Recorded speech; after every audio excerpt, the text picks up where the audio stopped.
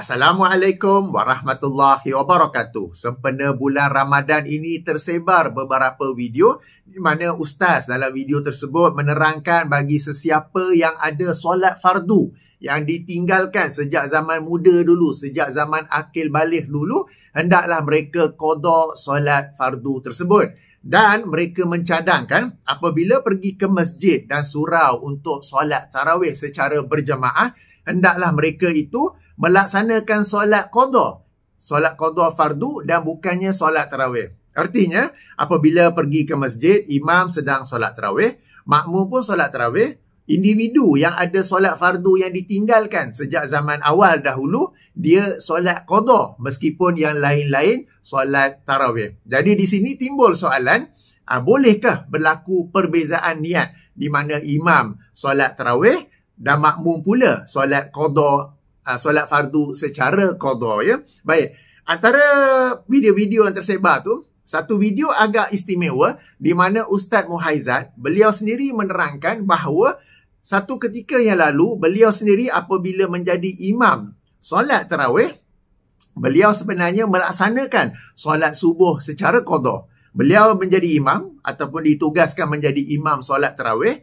tetapi beliau tak solat tarawih. Sebaliknya beliau solat subuh secara qada. Tapi jangan bagi tahu makmum. Maka di sini berlaku imam solat qada subuh, makmum di belakang solat tarawih, solat sunat tarawih. Jadi bolehkah berlaku perbezaan niat seperti ini? Baik, ayuh kita tonton video tersebut. Kemudian saya berikan ulasan dan react. Tarawih 20 rakaat. Nah, 10 kali semaya. Kalau kita qada subuh 10 hari dah kita lepas. Apa jadi terkes nak buat benda sunat? Hak ni ramai jadi buat nyusah diri. Dia dak buat semaya tarawih, subuh berlambak-lambak lagi. Kau tidak buat jadi menak tubuh. Patut dia qada subuh. Padahal orang kata tak pergi tarawih. Kita buat dulu pergi tarawih lah semaya subuh. Ambo dulu qada subuh, ambo nak ayat cerita ambo. Ambo jadi imam tarawih, ambo semaya subuh, orang belakang semaya tarawih. Ambo tak royak dia, tak saya akak lah kunut demokrasi lah kita tinggal subuh. No. Nyadon tapi kita nak royak boleh buat lagu tu. No. Ni jadi nak menak tubuh kita, dah buat benda sunat lagi, hak berhutang dengan Tuhan, berlambak-lambak lagi. Sudah dulu. Kalau kita tak semaya tarawih, Tuhan tak tanya. Tapi kalau kita tinggal, tak lepas hak qada ni dalam kubur Tuhan tanya. Hak tu masalah. Lah ni kita masa tak ada, sudah hak hutang dulu daripada nak buat kebajikan lah.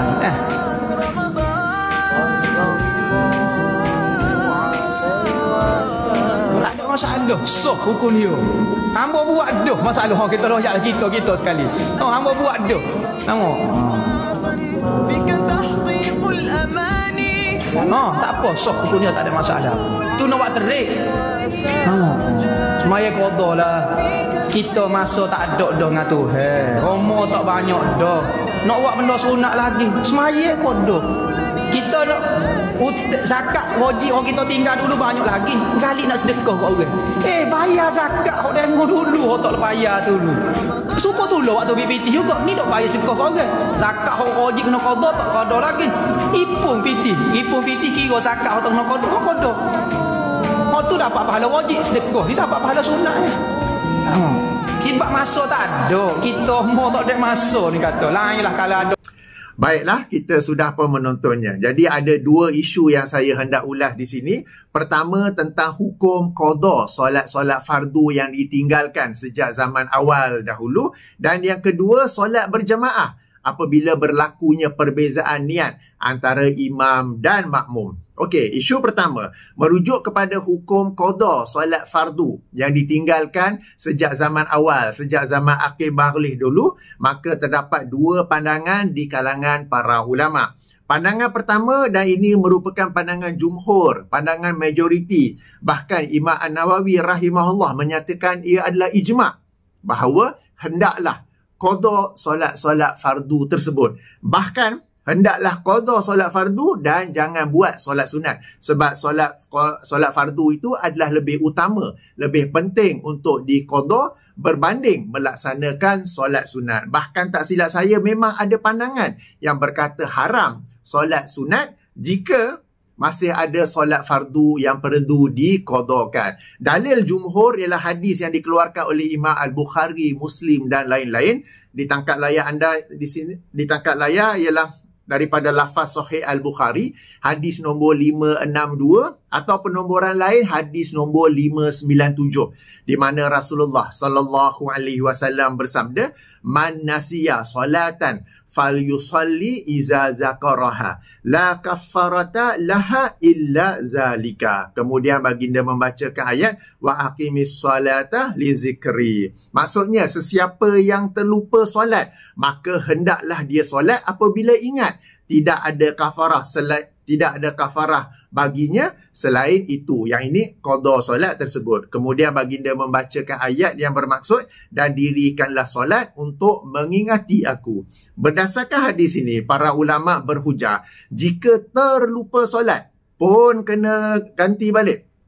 Apatah lagi kalau sengaja meninggalkan solat. Terlebih-lebih lagi lah patut untuk digantikan semula. Okey? Jadi yang dimasukkan dengan terlupa di sini boleh jadi terlupa, boleh jadi tertidur, boleh jadi tersilap mengira waktu solat kan. Jadi bila sesuatu yang tak disengajakan pun mesti qada. Apatah lagi kalau sengaja ditinggalkan, sudah tentu, sudah terlebih pasti hendaklah diqada. Jadi ini dalil jumhur. Manakala minoriti pula berpendapat, ialah solat-solat yang telah ditinggalkan sejak zaman awal dahulu, yang dituntut ke atas orang itu bukanlah qada, sebaliknya bertaubat. Sebab meninggalkan solat-solat tersebut adalah satu dosa besar. Bahkan ada juga ulama yang berpendapat boleh membawa kepada kekafiran. Maka apabila orang itu sedar tentang kesalahannya, maka tanggungjawabnya ataupun yang dituntut ke atasnya ialah bertaubat, insaf dan start a new life. Mulakan kehidupan baru dengan berdisiplin melaksanakan solat. Dan bila dia sudah pun bertaubat, dia melaksanakan solat fardu 5 kali sehari, dan boleh bagi dia untuk melaksanakan solat-solat sunat. Pandangan jumhur yang tadi tu, pandangan pertama jumhur, dia kena qada solat fardu dan jangan solat sunat. Sebab solat fardu hendaklah diutamakan di atas solat sunat. Baik, apakah dalil minoriti? Dalil minoriti ialah ayat 59 dan 60. Surah Maryam, surah yang ke-19. Ayuh kita baca. Allah Subhanahu Ta'ala berfirman, wa khalafa min ba'dihim khalfun adha'us salata wattaba'us syahawat fasawfa yalqawna ghayya. Maksudnya kemudian mereka digantikan oleh keturunan-keturunan yang mencuaikan sembahyang serta menurut hawa nafsu. Maka mereka akan dalam kurungan, dengan melakukan maksiat, maka mereka akan menghadapi azab dalam neraka. Para ulama tafsir, sebagai contoh dalam tafsir Ibnu Katsir, memiliki dua pandangan tentang mereka yang mencuaikan sembahyang. Mereka yang mencuaikan solat. Pandangan pertama berkata tidak solat sama sekali.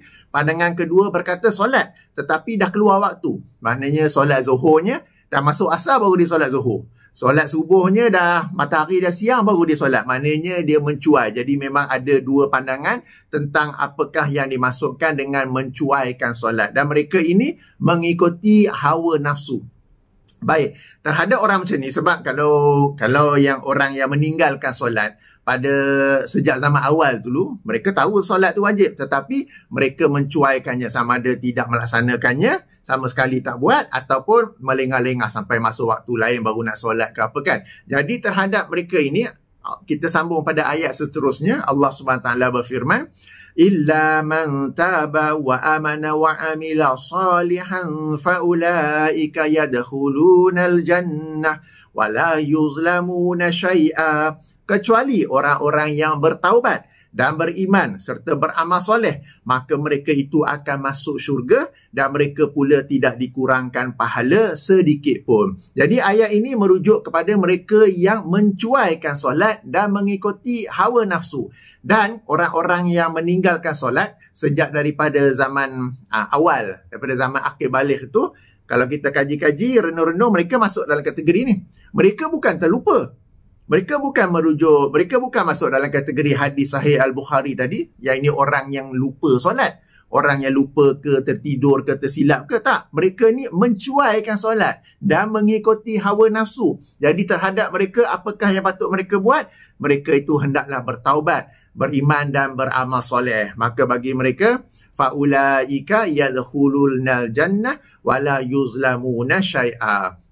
Okey, jadi ini hujah ataupun dalil bagi minoriti. Antara majoriti dan minoriti ni saya merajihkan ataupun cenderung memilih kepada pendapat minoriti itu. Sebab apa? Sebab macam saya kata tadi, orang-orang yang meninggalkan solat sejak zaman akil baligh dahulu, mereka ini adalah orang-orang yang mencuaikan sembahyang dan mengikuti hawa nafsu. Maka solusi yang Allah beri dalam ayat ini ialah bertaubat.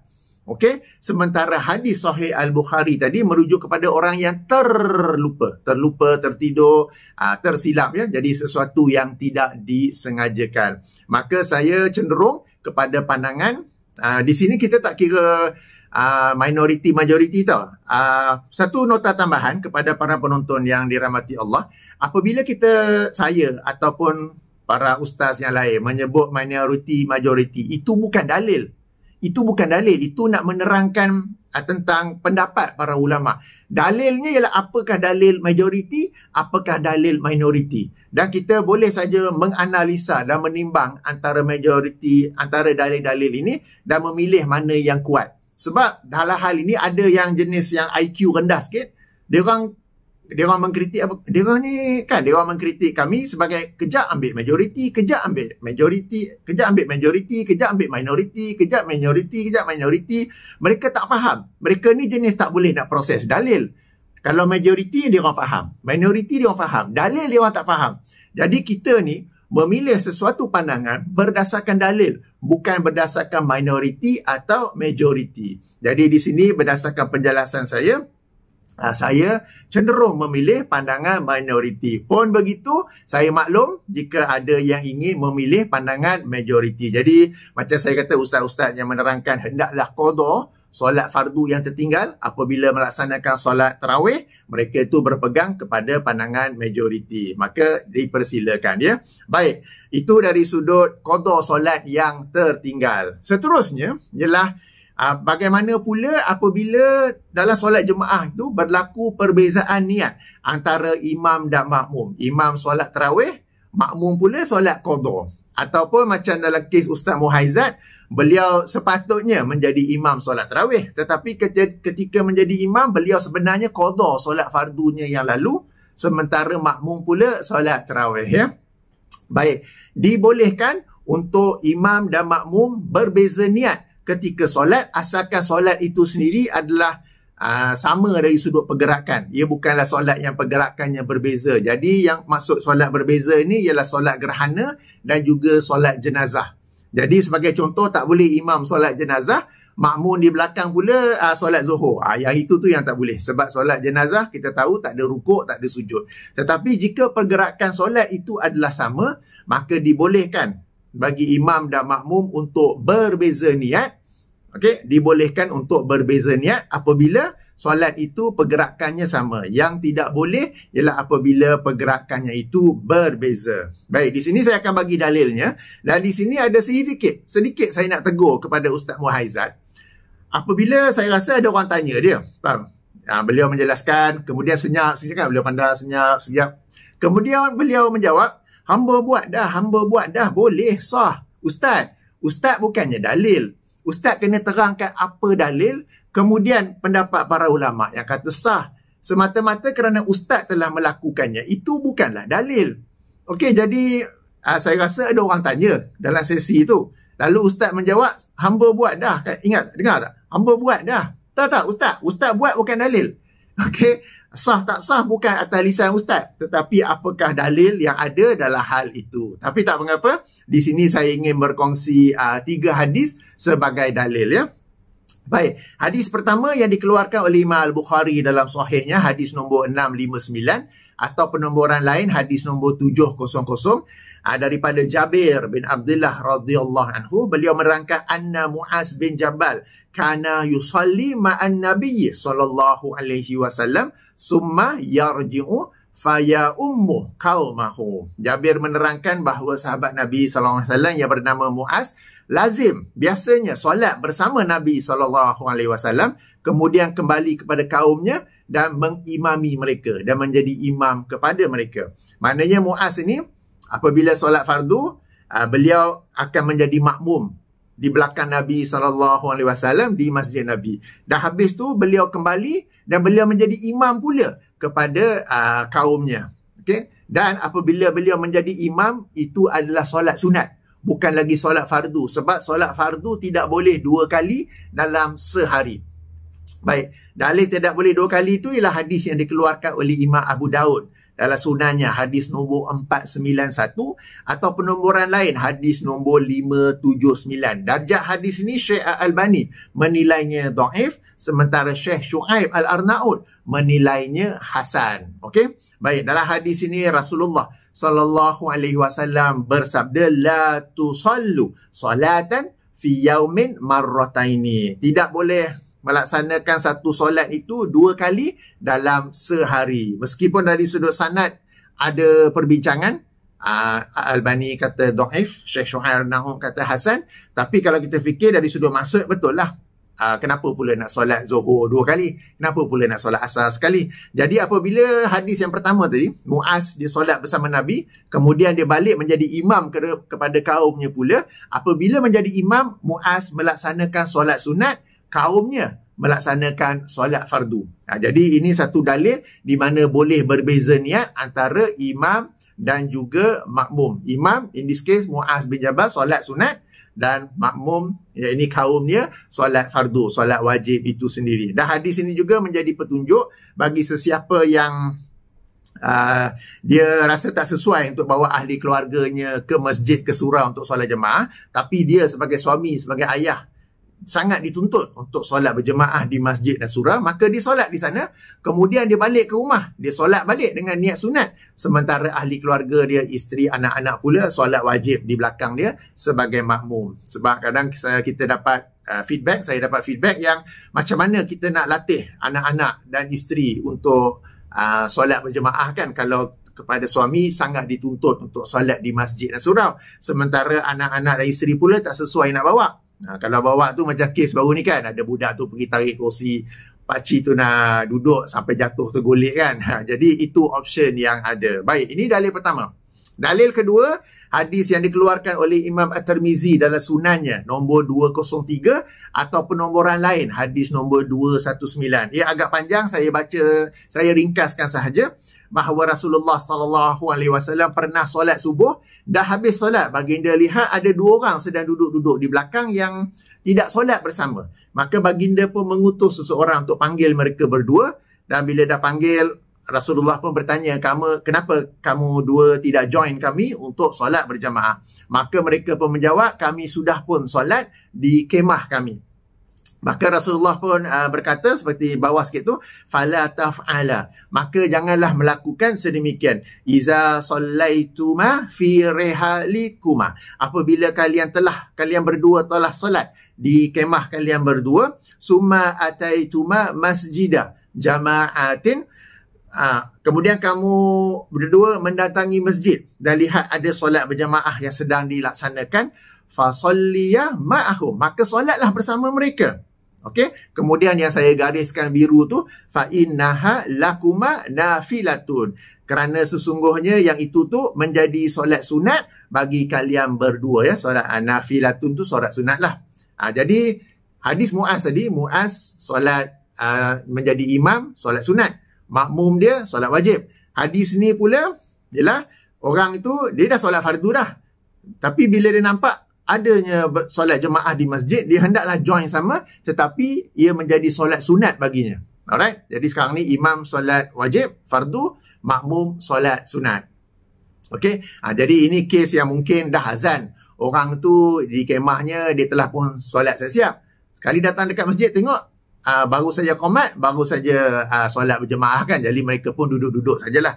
Maka Rasulullah pun menegur, janganlah buat sedemikian. Apabila kalian berdua telah solat di kemah kalian, kemudian datang ke masjid, tengok ada solat jemaah, maka solatlah bersama mereka, kerana sesungguhnya ia menjadi solat sunat bagi kalian berdua. Jadi ini dalil kedua, bolehnya berbeza niat antara imam dan juga makmum.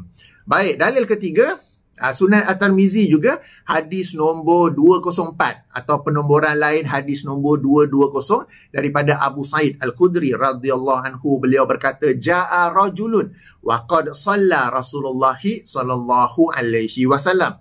Datang seorang lelaki padahal Rasulullah sallallahu alaihi wasallam telah pun solat. Maknanya baginda dan para sahabat sudah pun solat. Sebab Rasulullah bila solat fardu mesti solat berjamaah.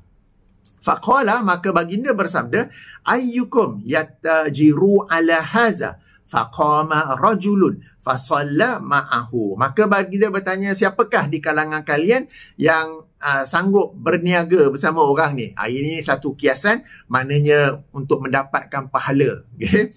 Maka faqama, maka berdirilah seseorang lalu solat bersamanya. Maknanya lelaki tu yang baru masuk masjid tu solat fardu, yang join belakang itu menjadi solat sunat baginya. Jadi ini satu lagi contoh dibolehkan berbeza niat antara solat fardu dengan, bolehnya berbeza niat antara imam dan juga makmum.